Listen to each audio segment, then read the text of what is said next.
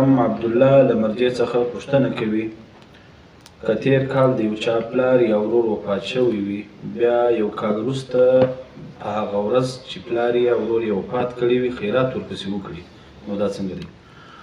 بسم الله الرحمن الرحیم حامدا و مصلیا.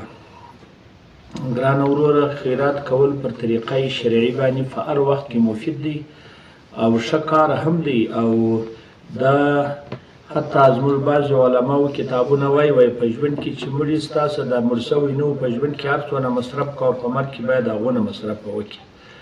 خصوصا بیا د پلار حقونه پلار باندې اکثره وخت د سړي په سړي باندې حق پاتې وي، ډېر د حق غاړې ایستل او دغه چې بیا به الله جل جلاله د ده د طرفه څخه معافي ورته وکړي. علماو د هغه ویلي دي چې استغفار دې ډېر ورته وایي او دعاګانې دې ورته کوي او په ده پسې دې خیراتونه کوي. خیرات په هر وخت کې ښه کار دی پر شرعي طور، چې یعنې یا د لمانځو په لمانځه په مقابل باندې روپۍ ورکړي یا د روژې په مقابل روپۍ ورکړي یا دغسې مسکینانو ته نفلي روپۍ ورکړي او ثواب یې وده ته بخښي، د ده پر نیت یې هغه د الله دپاره خیراتوي په ثواب یې ده ته بخښي. دا بیخي ښه کار دی، خو البته تعین د ورځې چې کوي دا نشته.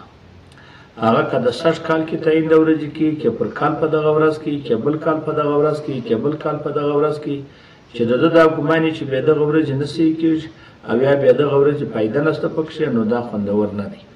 او په هر وخت په هر ټیم کې چې بس پکښې کوي جایز دی. دا 666 شامله دي مختار جلدي اول.